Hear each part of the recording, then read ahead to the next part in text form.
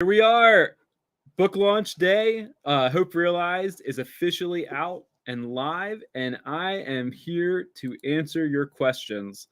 So I hope you'll jump on. I'll be on for a little bit here, and I will go ahead and answer any questions you have about the book, about writing a book, about my time in Nicaragua, about anything you want. So ask me anything is the game here. So feel free to log on, and I will answer your questions just whenever you're ready. So I'll give you a little bit of a overview of the book if you want here while I'm waiting for some questions. So Hope Realized is all about my time in part in Nicaragua. If you didn't know, I lived in Nicaragua for 3 years.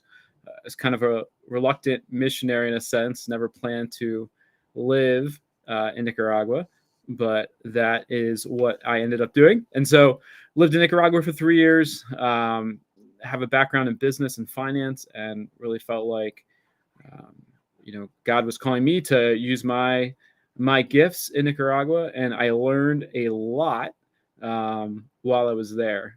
And so a lot of what is in Hope Realized comes from that time. Just an opportunity to learn about, hey, there we go. What's the most challenging part of writing a book? I will answer that question in 1 second. Thank you for asking. But basically that time, there taught me a lot about poverty, about hope, and the connection between the two, and how hopelessness feeds poverty, and how there's a lot more hope than we realize. That's what I really want this book to get across to people, that there's a lot more hope. So let me answer this question. What is the most challenging part of writing a book? So the most challenging part of writing a book is probably keeping your eye on the ball, if that makes sense. So it's a process, as you would imagine. I started this book actually December 28th, 2015. I found the journal I started writing in, and in 2015, that was right after I moved back from Nicaragua. I started writing it down, and kind of didn't know whether it was going to be really a book or if it was just going to be thoughts that I would give to my kids one day, maybe. And as I wrote, kind of things started to happen, and I decided it would be a book. But it's been a process, and so that's probably been one of the most challenging parts, is kind of not giving up through that process and believing the message is worth telling. Because when you're writing, you don't really know if anybody will want to read your book. So you spend hours and hours and years writing, and then working through the publishing process and marketing. And you're not really sure, you get to today, for me, August 30th, 2022, and you're like, will anybody actually read my book? And, I'm pretty sure, well, I know a few people have already read it, so that's good. But I'm pretty sure a few people will read it, but you have to go through that process, those years, kind of wondering, okay, I believe in this message. I believe it's important, but will everyone else be willing to read it? And so it's probably that mental game is really the hardest part, I think, at least, of writing a book. So I hope that makes sense. Great question. There's obviously the writing process is challenging, editing, all of that, but it's really not getting spooked by, like, will anybody care what I have to say? That's the part that I would think is most challenging. So thank you for that question. I'll wait for more questions. I know people are jumping on. It's just a few minutes in. So to go back to, and if you have another question, let me know about the writing process. I would love to answer any questions about that. I've learned a lot. Not an expert, but I've learned a lot through blood, sweat, and tears. So, but just to go back a little bit to the book. So I was writing, or I was, I should say, I was living there. I came back from Nicaragua, and when I got back and really felt like, okay, I have something to share about the time there, I really started to even reflect on my own life, and I started to think about, okay, well, does hope play, or how has hope played a role in my life too? And that has been really interesting to walk through. And as I've looked at my own life and said, okay, well, one of the premises in the book is, I moved to Nicaragua, or I started spending time there even before I moved there. And I thought, well, why is that person, the person I met, why are they in poverty? And yet I am, living the life that I was living at the time, and, not in poverty. And I, had everything I needed for the most part. There were days I didn't feel that way maybe, but in reality, I had everything I really needed. And so that was challenge, that was a challenge that was kind of mentally, like, I had to work through. And so as I started to work through that process and think about that, even then, that's kind of what drove me to investigate more and try to learn more. But as I wrote the book, in thinking about that, I started to look at my own life and realize the role that practical hope, so real opportunity, and then spiritual hope, reframed identity, just a belief that God created me on purpose and for a purpose, really shaped a ton of my life. And the answer to that question of, well, why is this person in that situation? It goes all back to those two issues in a lot of ways. That hopelessness is fed by, or poverty, I should say, is fed by this hopelessness, by that lack of a real opportunity and a warped identity, in a sense that, you weren't created for more, you were created for less than, and that life can never change. And so that kind of pushed me into saying, well, I'm going to write this book. I'm going to share how it's played a role in my life too. And that's been really neat to see and to be able to share too. So you'll get some of that from the book. And then, I wanted to encourage others. So, I was a financial advisor. I wasn't a missionary, like I said. I hadn't grown up kind of wondering what I could do as far as, development. Certainly I wanted to have a life of significance, but I didn't know what that looked like. And some of the encouragement in this book is that we all have the opportunity to bring hope. So, if you're watching this and you're wondering, okay, well, great, James, you lived in Nicaragua, like, that sounds a little intimidating. Well, you don't have to live in Nicaragua. You can bring hope wherever you are, whether that's practically or spiritually. There is someone that needs it, in poverty or not, really, but certainly in poverty, and so you can make a difference in that. So yeah, that is a lot of what's in that book. Is just that encouragement to say, get in the game, and you'll find more hope for yourself, and that's been true for me. So I will, that's kind of a little more about the book there. Maybe I'll talk a little bit more while I'm waiting for another question here about the writing process, and basically give you a little bit of like an insider perspective. Oh, there's a question. I'll jump onto that one. So, oh, wow, look at that. I didn't know I could do that. That's neat. I just learned something about how to do this. There's some insider information. I'm new to this. So what's in store for your writing future? Great question. I would say that first, if my wife Jen, who's an amazing person. We have 2 kids, and when you have a child, I was not the one having the child, but I was the one, the part of the puzzle. And so when you do that, you're like, okay, this is awesome that we have a kid now, but I'm kind of ready to wait a little while until I have the next one. So I'm a little bit in that period right now. I wrote the book. I'm super excited to get the message out about this book, but I'm not ready to write another one yet. But I will say I do feel like another one is inside of me, and so I have some different just perspectives and ideas, some about poverty, but also just about life that I would like to share. I talk just briefly about this concept in the book of basically when I moved to Nicaragua. In the first chapter, I share how I had been telling other people that they need to live out whatever God calls them to in their life. And I talked about in the sense of getting into the river. And it's a reference to a passage in the Bible, a guy named Joshua, and he had to cross the Jordan River, and it was at flood stage. And so you can imagine that would be a little intimidating. It wasn't just him. It was like he was leading a whole group of people. And so basically they had to, God said, you're going to have to step into the water before I stop the water. And it's just this concept that sometimes we have to step in before realizing what God really has for us. And that really real life is found in the river. Oftentimes it's found in being willing to take risks.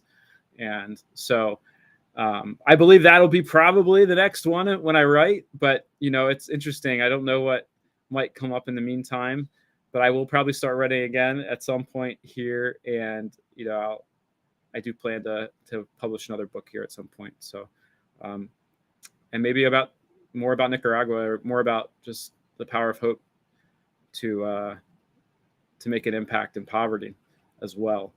So there's a lot more there than even what I shared. So that's kind of fun. Great question though. Thank you. I hope that answers your question. If you have another one, let me know, or want some more information on that, let me know. Try to think when I left off on talking about just the book writing process a little bit more. So like I said, I think I said that I wasn't sure where this was headed, and eventually went on to kind of decide, okay, well, this is going to be a book, and started to explore my options there. And that was interesting. I've learned a ton about the process of, you can write and you can share it with the world for sure, any way you want. But the process, if you want to get it published and get it out to the world, is much more, there's a lot to it. It's not impossible by any means, but there is a lot to it. And it takes a lot of effort and time.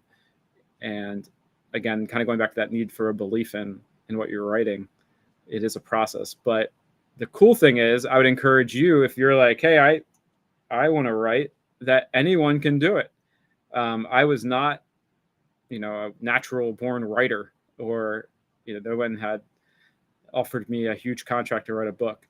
It was just something that I felt like God had put in my heart and something I should do. And really, I believe that can be true of anyone, kind of like that idea of Into the River. I am not anything, extra special as far as that's concerned. You can write a book too. And, I loved if anyone is like, hey, I'd like to write a book and I'd like to really learn fully about the process you went through. I'd love to share that. I worked with an organization called Find Your Voice to help me work through the outlining process. I worked with a great organization too, another great organization. Find Your Voice was awesome. Ali Fallon, another great organization called Book Launchers, to help me through the publishing process. Julie Broad, and they've been amazing and super helpful. So, I didn't do it alone by any means, but I'd love to share more about that process if someone is interested.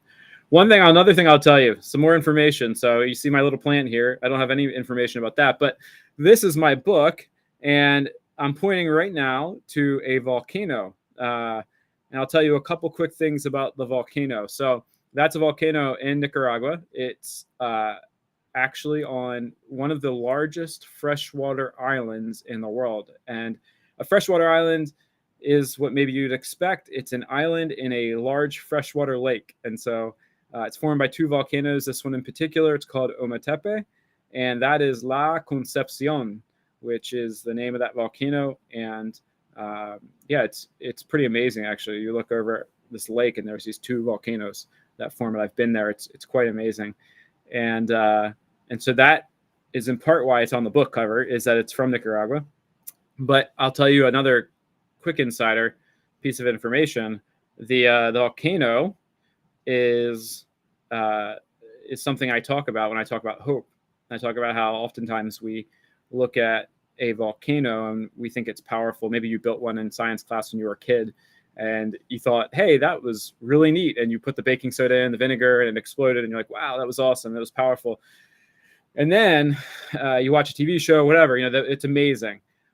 but then you actually go and you go to a volcano. I've had the opportunity several times to go to a volcano, and there's one in particular in Nicaragua, not the one that's on the book, but called Masaya. But you can actually go to the edge of it and look into the crater, and you then get a whole nother picture of the power of a volcano and just the breadth and the impact it can have. And that is true of hope as well. When we get a real experience with hope, then it changes the way that that we see it and the impact it can have. Not the wishy-washy, I hope, I pass this test, I hope things go well. It's a foundational hope that is found in a belief that God created us on purpose and for purpose, and in action, really, and a real opportunity. It's not a hey, I hope it happens. It requires some action with it. But anyway, that's where that volcano, that's partly why it's on the book. So any more questions? I'll have another couple topics here in a couple of minutes if I don't get a question, but I'm going to hang out. I'm not afraid of a little silence. So if you have a question, jump on. One thing I can share is I'm going to tell someone I'm actually talking to here real quick that I'm on the Tim Adams, the co-founder of NicoWorks, with his wife, Katie. I'm actually talking to him on text right now. Tim, if you're out there, I'm talking to you on text. I'm going to tell him to jump on here. So, what was I going to tell you? Oh, I'm going to tell you here in a second about the book launch party. I'll share a little bit more information about that. So, in the meantime, while we wait, basically the book launch party is this evening. If you're a local, it's actually, if you're in the Baltimore area, it's in Westminster at Crossroads Westminster, and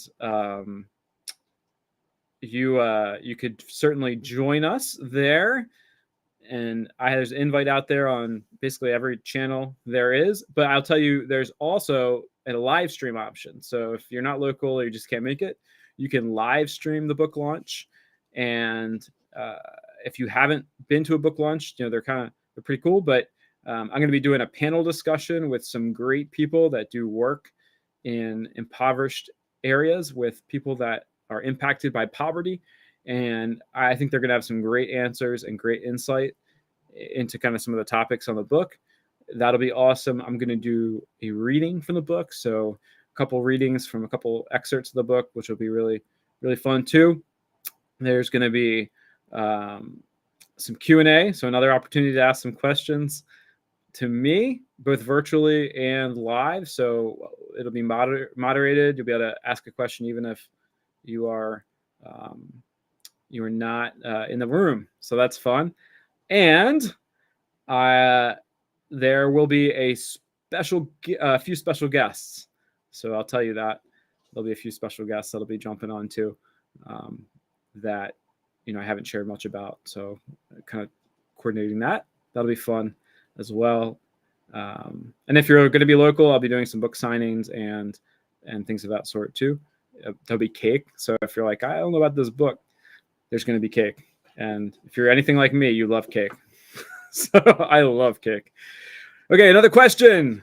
What's been the most fun part of ministry in Nicaragua?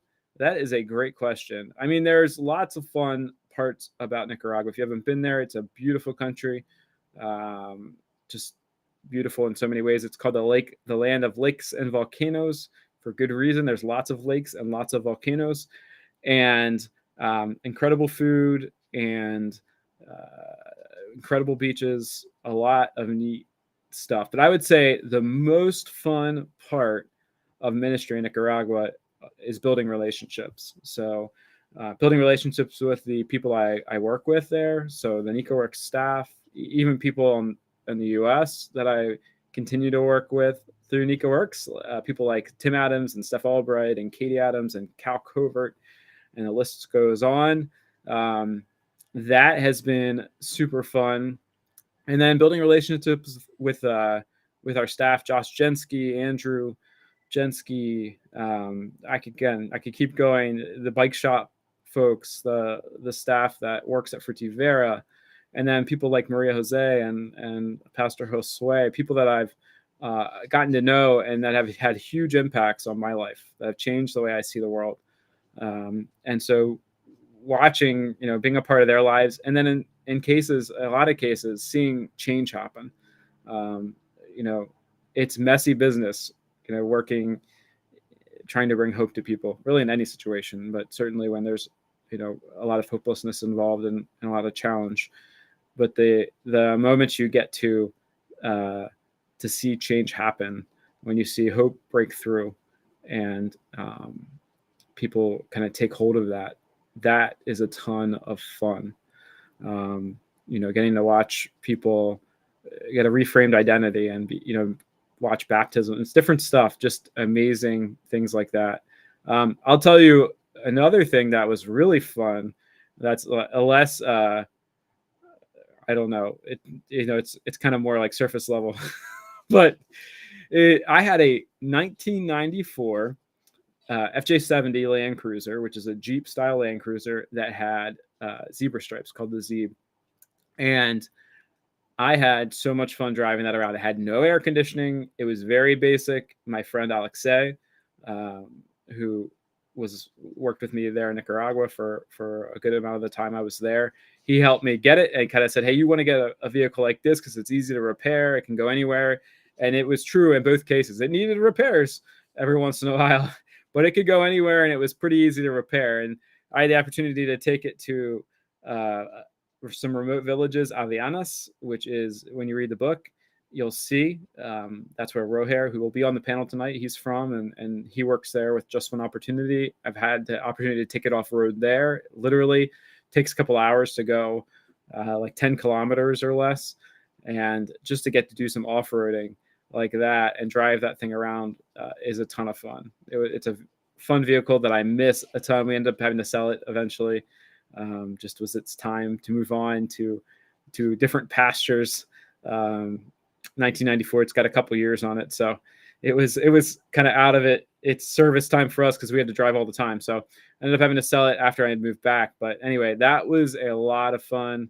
I got to go to the beach and things of that sort too. But really, the people, that's what I would say, and to watch change happen ultimately. Food in Nicaragua, I think I mentioned this, is fantastic too. I'm a big fan of fritanga, which is basically like grilled meat and plantains and rice and beans and aguacate in Espanol. That is a ton of fun too. And so lots of fun stuff. Great question. Thank you for that question. I'm going to hang out here for a little longer. I'll probably stay on till 12:30. Unless we have more questions beyond that. But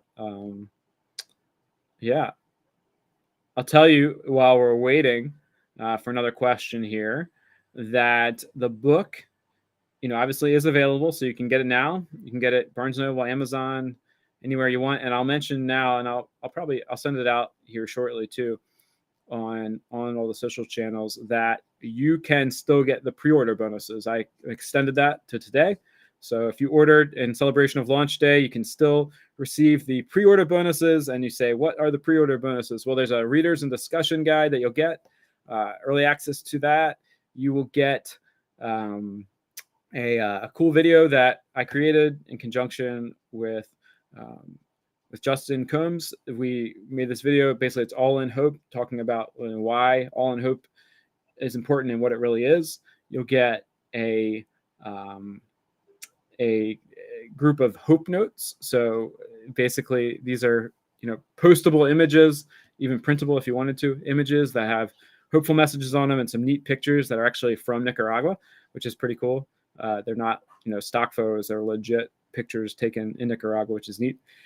You'll get to double your impact. So I don't know if I've mentioned this yet on this call, on this question and answer session, but when you buy Hope Realized, that is one step you are taking to bring hope to others, because 50% of the proceeds from Hope Realized will actually go to NicaWorks. So every time you buy a book, 50% goes to NicaWorks, which is awesome. So that's one step you can take today.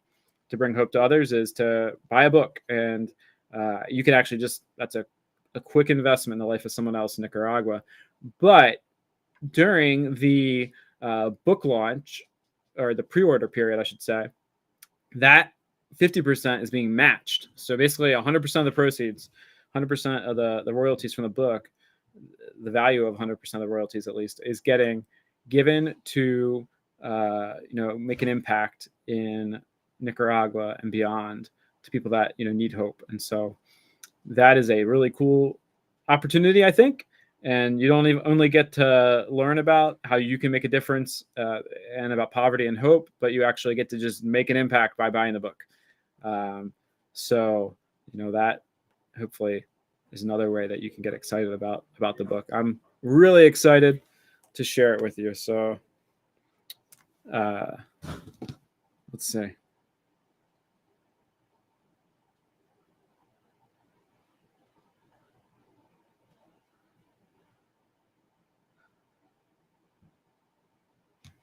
Awesome. What other questions? Any other questions out there in the land of the social media? I'm trying to think of what else I can share with you right now without spoiling fun for the live stream. Here, I'll give you a little background on me. So I grew up in Maryland, in Reisterstown most of my life, which is just south of where I live here, kind of near Baltimore. My parents, Jay and Susan Belt, they are awesome. And I have two sisters, Jenny, and an adopted sister from Nicaragua, Emmeline, who is awesome. They are both married and kids. I have two kids, Claire and LJ, James the fourth. I'm James the third. And this is the part I like to say to people that at least I think is funny. I have 2 dogs, 2 cats, and 3 hermit crabs. So we have a full house, and 2 kids, by the way. So we have a full house here at the Belt household. What's your favorite part of the book? That's a great question. I would say my favorite part of the book is probably the stories that I get to share, and how they translate into kind of explaining this idea of hope and all-in hope, of practical and spiritual hope, and even how hopelessness, the role it plays in poverty. It's great to teach things. I like teaching things, but I think the best way to learn oftentimes is to actually see it in action. And so hopefully that comes through in the book, that you can see in action the role that all of that plays, and being able to share those stories and share people's stories, and being able to lift up people and say, hey, this book's not about me. It's about these people that I made a difference, or that have changed, or that I've seen impact their lives, and they've had an impact on mine. That's probably my favorite part, is looking at hope, hopelessness, and the role we can play in addressing poverty through the lens of a lot of people's lives is probably my favorite part. And then I would say the end of the book, where I kind of encourage you to think about planting trees of hope, and that it's not a quick process, and it's a messy process, but it's a process worth doing, and that it really can create long-term change. And that oftentimes we think of addressing the byproducts of poverty, which are important, don't get me wrong, but we don't, when we do that, sometimes we ignore the root causes, or the particular root cause that I address, that I believe ultimately is the root cause, which is hopelessness. And I call it the live hopelessness, because I don't think anybody's truly hopeless. You have to read the book to learn a little bit more about that. But I think that end of that book, where I kind of encourage you to say, like, hey, like, hold on. And that's what, again, what I kind of want people to understand from this book is that people in poverty are not hopeless, and neither are you. And that there is a ton of hope for all of us if we stop buying into a lie that we are hopeless, and that hopelessness has to win the day. Certainly there is a lot of brokenness, but there isn't, I don't think hopelessness has to win the day. Great question. How long did it take me to write this book? A long time, Flavia. So it took me 7 years ish.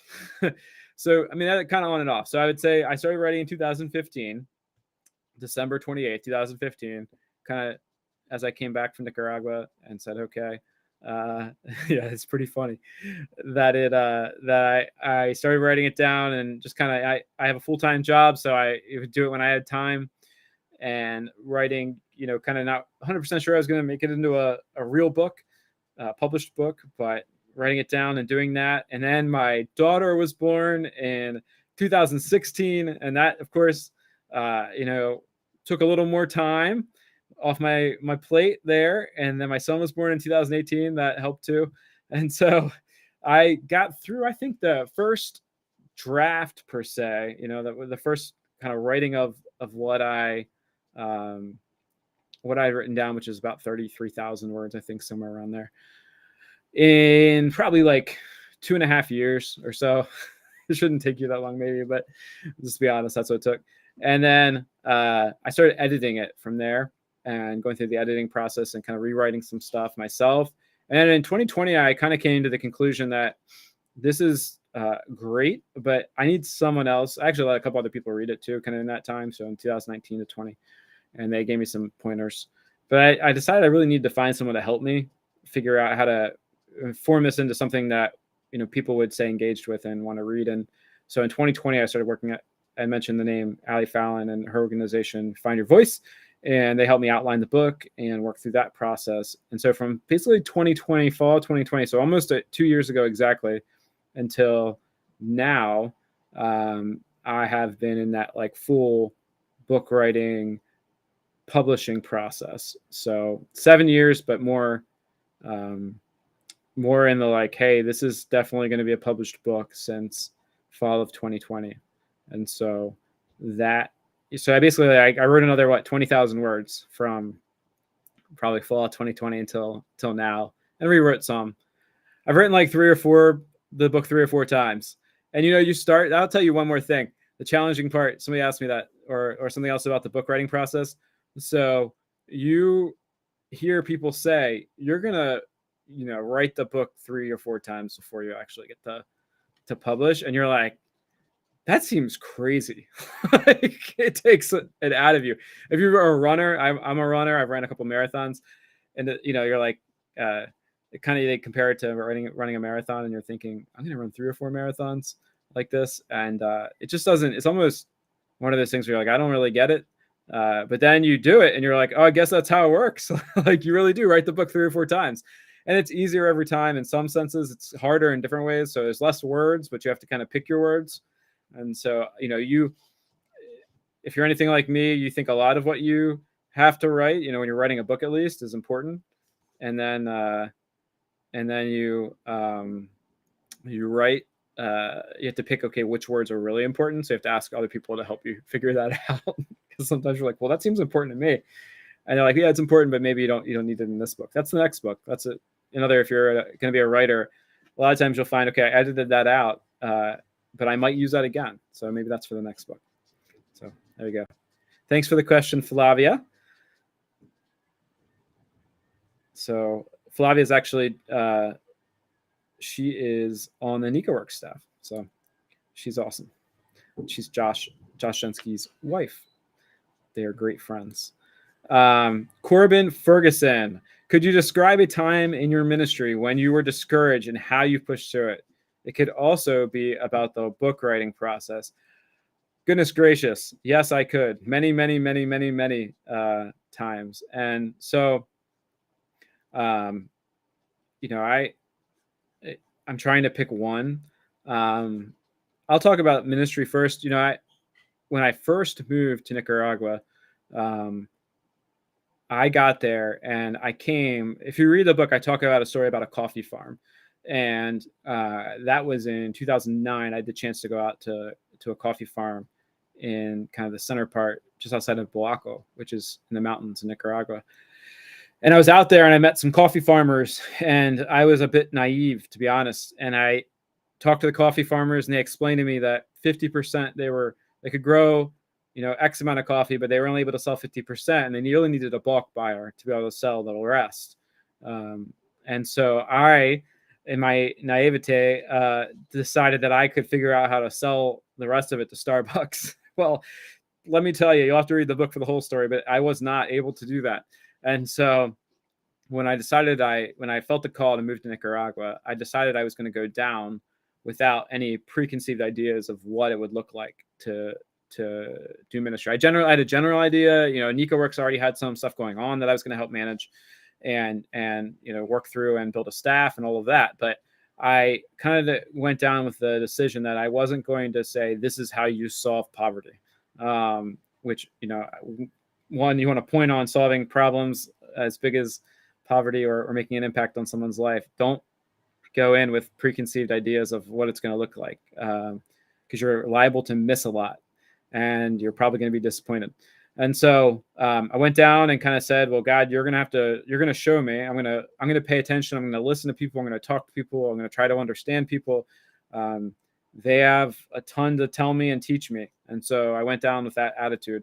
And that was really hard for a guy that grew up, living in the northeast part of the United States, grew up in a family with an entrepreneur as a dad and mom, and as a financial analyst. I was a problem solver. And so it was hard to do that and super valuable. And it was honestly incredibly discouraging to a degree. That might seem funny because I had made that choice myself, but I got there and my friend that came with me, Sean, who's the best man at my wedding, he came with me, and eventually, I wasn't married at the time, but eventually would be the best man at my wedding. And he helped me move down, and I put him back on a plane, and I went home and I'm like, what am I doing? And, you kind of think, well, that feeling will pass in a day. It did not. It was like months of that feeling. And I will not lie to you, I cried a lot. Thankfully, my now wife, Jen, had helped create a book for me with notes from people to encourage me, because had I not had something like that at the time, it would have been even harder. And how did I push through it? Well, it's almost like the idea in my book, to be honest with you. I felt God's call in my life. I talk about this idea, this moment in time where I really felt God say, where are you going, when I was in Nicaragua? And I decided that God was calling me to move there. But I decided that that there was truly hope, that it wasn't hopeless. The situation wasn't hopeless. As hard and complex as maybe it seemed, or as much as I had to learn, that it was worth paying the price, and that God was going to do something cool. And it wasn't going to be me. That became very apparent those first few months, but that God could use me in a really, unique way with the gifts that I had been given. And keeping my eye on the fact that, what is the vision? What am I ultimately here for?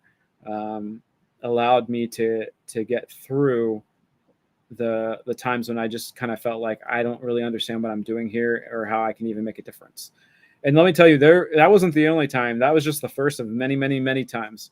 Working in ministry, Corbin, as you know, is hard. Working with people is hard. If anybody works with people, if you have kids, it's not, anything like that. It's hard. People are hard. Just like me, I'm hard. I'm complex.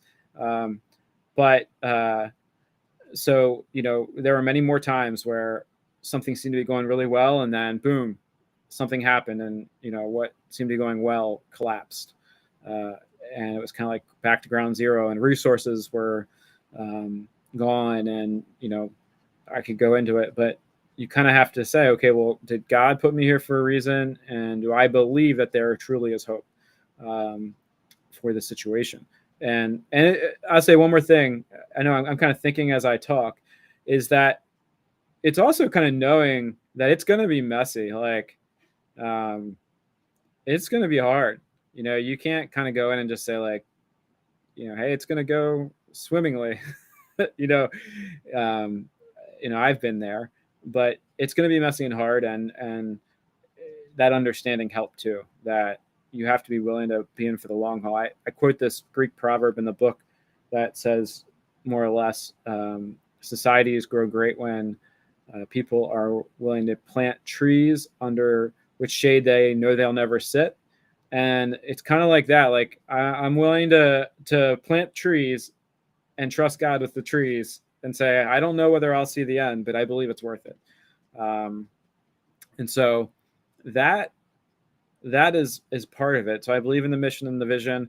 I'll tell you another thing. Oh, I should tell this story, Corbin, real quick. I probably before that, you just reminded me of something in that question. So God was probably preparing me for this when I was, this is a great story. When I was in college, I led Young Life. Young Life is an awesome organization that works with high school kids.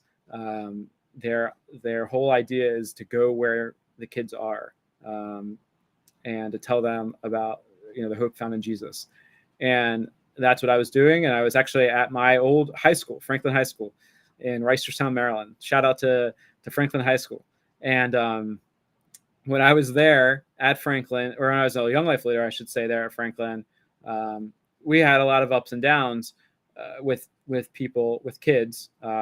Young Life has clubs, they call, and they're basically like weekly meetings where we're trying to get people to come. And I had a great team for a while, but I went through this period where the staff person that was in that area with me, working with me, Joe Lachlan, had gotten transferred to another area, and I said, I'm supposed to stay here at Franklin High School and keep investing in these kids. And I tell you what, I figured out how to take that club from pretty good to I literally had clubs where no kids showed up. So on a Tuesday or Thursday night, it was different nights depending on the year. I had a couple times where literally I would plan a whole club and no kids came. And I'll throw my sister under the bus. Club was actually at my parents' house for a little while, and my sister was, still in high school, so she was living at home. She didn't even come. Sorry, Jenny. And so what I learned from that time, which this is the important part, maybe, is that my job is to show up. God's job is to do the rest. If I'm showing up and I'm doing my part well, I'm doing the things that I can do, that I can control. I can't control the rest, no matter how hard I try. And I have to be willing to have that attitude and trust God with whatever He's going to do, through my willingness and my availability. And so that helps a lot, is kind of like taking it and saying, it's easy to sometimes we say like, hey, like the results aren't up to me. And that could be a way of saying like, I don't have to try hard. But that's not, if you have the right attitude about it, that's not what it is. It's, I'm going to give all I can give 100%. I'm going to try to do the best I can. Same thing with the book. You said it could be about the book writing process. I'm going to do the best I can. But the results aren't up to me. And again, kind of going back to the book, I wrote this book and then I went through this publishing process, and even today, the results aren't up to me. I did all I could. I gave it all I have. I promise you that, blood, sweat, and tears. But I can't control whether anyone buys it. So I hope you do. If you're watching this video, please buy the book. Buy it for 1,000 of your closest friends even. And I say that not just because I want to sell books, it might sound that way, but because I really believe in the message, that it's important. That's why I wrote it. But I don't know. Whatever God wants to do with it, He's going to do with it. And so it's not in my hands anymore. And it's out there in the world, wild. And so hopefully that helps a little bit. Those are some thoughts I have. Great question. It can be discouraging. So I'll give a few more minutes. We're at 12:45, so just about at least. And any more questions before I'm going to end here in a minute or two, probably. I think I was talking briefly about the panel, the party. So yeah, come if you're available this evening. 7:00 will be the time, and you can join in on the party if you're not able to be there in person, and live stream it. It will be awesome. I think you'll get a lot out of it. You'll be hearing from people that some of them have been in the ministry a lot longer than I have. And they've been working with people in poverty a lot longer than I have. And so they'll be able to give some really good perspectives, I think. And Rohair, who is going to be on the panel. I had mentioned this. He grew up in Aviana, so not only does he do ministry there, and his story is amazing, and he's an amazing guy, by the way, but he lived in an extremely remote village without running water, electricity. If someone dropped you there, you could be anywhere in the world and you wouldn't know it. It's literally the middle of nowhere. But there are a great group of people there, a great community, and he loves on them well, and they're awesome. I've had the chance to spend time there. There's a lot of hope there, despite the challenges. And so he'll be there. He'll be able to share, even stories from his life growing up, which that's worth the price of admission, which is free, by the way. So I guess your time, that's the cost, but it is worth it. Josh, who I mentioned on here, he has some great perspectives on that as well, having lived in Nicaragua. And I didn't say Tito earlier. Tito will be on the panel as well. Tito is the executive director of Justin's Place, which is a spiritual recovery program here in Westminster, Maryland. And he is an amazing guy too. Has worked for years and years and years with people that are trying to move beyond recovery, move beyond, I should say, addiction, and in other forums. He's an awesome guy. When is my next trip to Nicaragua? Oh, goodness. If my wife's on here, I haven't confirmed that with her yet, so I should be careful. But I'm hoping this fall. Sorry, honey. I'm hoping maybe I'll go down for a few days this fall, a quick trip probably. And so I'm planning to get down there maybe late October, early November, in between all the birthdays. I have a ton of birthdays in the fall. So maybe 3 or 4 days down, 5 days maybe. And then I'm going to go, I believe, in early next year. Again, I don't want to say too much because I want to honor my spouse, but I'm going to do that. And but yeah, I'm hoping early next year. And we may even take a few people down with us. So that'll be fun. Yeah. I get down a couple times a year right now. So, there was some social unrest in Nicaragua, and then the pandemic obviously made it challenging, if not impossible, to travel for a little while. So I went through a period of time where it was pretty, I'd only been there a couple times over a couple of years. And then now I'm trying to get back, a couple times a year, at least right now, with little kids. It's harder, but that's my plan. So good question. So yeah. I'm excited, by the way. I'm excited because right now, shout out to Avianca. I love Avianca because they get me to Nicaragua. But the process flying right now to Nicaragua is challenging. So it's not because they do a bad job. It's just that it is. But American Airlines is starting to fly again, supposedly in December, I think. And that process is a little easier. And so that's exciting and make it easier to bring other people down too. How can we be praying for Nicaragua politically? So, I won't get too much into the political situation there. You can read about it if you want. But you can just be praying for the leaders that are there, that they would make, God would be working in their hearts and lives, and that, people would be given hope and opportunity. So that would be what I would say. And that people would just be able to live through their God-given potential. So that's my prayer. Prayer that everybody, just like here, in the United States, that the leaders of the country would be creating opportunity for people to live out their God-given potential. And so you could just be praying for that, those things. And again, you can kind of check out the news and see what's going on in that situation. In 2018, there was a bunch of, quite a bit of political unrest, or I should say social unrest, that is, it's calmed down quite a bit now in many senses, but still is an ongoing issue. And certainly there are challenges. So you can be just praying that, we know God's will be done, and that He'll open hearts to just continuing to create a better place for people to live and to raise families and things of that sort. So that would be my answer to that question at the moment.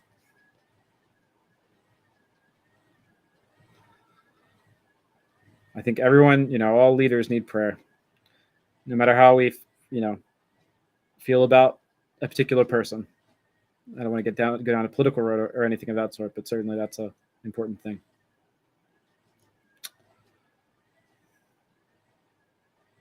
Any other questions?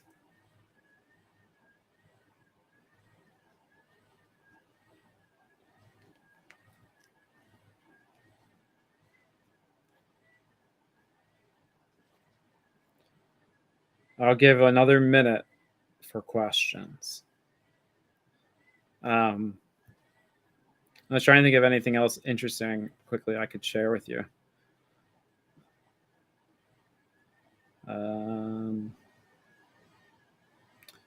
I'll tell you, my favorite beach in Nicaragua is Majagual, which is on the west coast, southern west coast, and it's kind of remote. You have to drive through some dirt roads to get there, but it is incredible. Maybe I'll share some pictures of it at some point on social media. But it's got a rock wall, a rock face on one side, and you can walk out on it, and just it's so pretty. So, how excited? Let me look here. Share this question. How excited were people for you to include their stories? So cool that you had so many. Well, I hope they were super excited. I think most of them were. So I'll tell you, that's a challenging part of the book writing process right there. Writing other people's stories and hoping you do a good job of it, and hoping they'll appreciate it. So, and all of them have. So yeah, a lot of people were excited. And honestly, that was maybe one of the most exciting parts of the book writing process, was how excited people were that their stories were included, because, like I said, you try to do a good job of it. You want to honor people well. And they're really, a lot of the people I wrote about in the book, I have relationships with, not everyone, but a lot of the people. And so, you want to just do a good job. And so, they were really excited. Some of them were pumped, and it's cool. It's cool to get to share stories that, often or maybe wouldn't be shared, that they're important people and they have important stories, and to be able to shine light on their lives is really fun. And so that was neat. And yeah, I think a lot of people were really excited that I got to share their stories. I didn't have anybody tell me yet that they weren't excited, so that's good. And so I'm thankful that they were willing to let me share some of who they are with the world, because gosh, they give me so much hope, and that makes such a big difference in my life. So yeah, and I have many, many more stories. So maybe I'll like I said, another book, more stories. We're another book, you'll hear more stories. I love stories. We can learn so much from them. I talk in the book a little bit about Danilo, who is a friend of mine that has a bakery in Nicaragua, and he makes amazing bread, in particular these picos. So their picos are a triangular shaped piece of bread with sugar and some cheese, and they are amazing. They're like donuts basically. And I can tell you, whenever I would go to Veracruz, when I would go to Danilo's shop and get some picos. That's another story. I'm telling you, that's probably the reason why I am, and maybe because I'm hungry, I'm sharing about picos. But they are amazing things, at least in my book. And so, yeah, get some coffee with them, and it's even better. Nicaraguan coffee, by the way, I love it. It's amazing. I'm a big Nicaraguan coffee fan. Shout out to Twin Engines Coffee, which is based out of Leon. They have amazing coffee. I love bringing some home. You can actually order it online in the US and get it shipped to your house, which is kind of fun. They did not sponsor this question and answer session, but it's something. Question, I can't remember. Did you include microloan resources in the book? That's a good question. You could maybe if you want to elaborate at all on what kind of resources you mean in particular, if you mean, how to go about it or something of that sort, I did include an organization called Kiva, who, if you're not familiar with them, they're pretty neat. It was formed by a Stanford student that decided that there should be more. I should say this, there are a lot of people that need practical hope in the form of, funding. They want to start a business and organizations. Yes, they want to start a business, and so they need help. And a lot of times that can be done through loans, sometimes through another concept called savings groups, or maybe they have a small business like Danilo. I talk about him a little bit and how we were able to do a loan for him actually to help them grow their business. And they need those resources, and it's that capital that kind of is a barrier to reaching that next level, which helps create more employment and creates more hope for everyone. So anyway, Kiva, that person that started it, they saw there was a ton of people in need. There were a lot of organizations that wanted to help, but they only had so much capital. And so she decided, I'm going to make an organization that creates a crowdfunding opportunity where they would post the stories and pictures of people and say, hey, this person needs $50 to help create their pulperia, which is like a small store in Nicaragua. They want to sell X, and they are, you can basically lend money, or essentially, you can lend money. You can lend your own money to them and say, hey, that's how I started. I give $25 to somebody in Nicaragua through Kiva, and they lent it to them through a microfinance organization. So Kiva is a great way to start. Another great, amazing organization is an organization called Hope International. And Peter Greer, who's the CEO and president, he's written a few books, and he's an amazing guy. But they do incredible work all over the world in microfinancing, lending, creating savings groups. If you want to support a great organization that does microfinance and lending, it's not a specific way for you to lend per se, but by supporting them, you're helping people. And they do training and lending and discipleship. That's another great organization, Hope International. And then we even do some work in that area. But those are a couple of really good organizations. NicaWorks does that. We do business development. We do it we'll do it more in partnership with other, organizations like that, even more in the future. But we've done some development work in lending, and more probably even in investing, specifically in the creation of a business as an organization. That's part, large. Well, that is how the bike shop, Nika Bike Shop, Frutivera, some other organizations we've been a part of helping to start. We were basically like a startup venture capital, I guess, maybe, but not exactly, because we weren't, looking for a return, but we were helping to get that going. So yeah, thanks for the question. That's a great one. I'm going to wrap it up here. So thank you so much. I really hope you check out the book, Hope Realized. I think it will make a huge difference in the way you perceive poverty, perceive people that live in poverty, and the way you perceive yourself, the way you perceive your ability to make a difference in this world. If you get nothing else from our time together here today, know that you can bring hope. You are filled with hope, not only for yourself, but for others. God made you that way. And when we bring hope to others, we find more hope for ourselves. So I hope you are encouraged in that way. Get the book. You'll learn more about it. You'll learn practical steps you can take to do that. And even when you just get the book, like I said, you'll be investing specifically in bringing hope to others, because 50% of the profits of the book, the proceeds of the book, go to NicaWorks to make an impact. So I really appreciate your time. Come back at 7 p.m. on my social channels to be a part of the live stream if you're not going to be there in person of the book launch party. I am thankful that you joined me today, and just appreciate each and every one of you. Have a great rest of your day.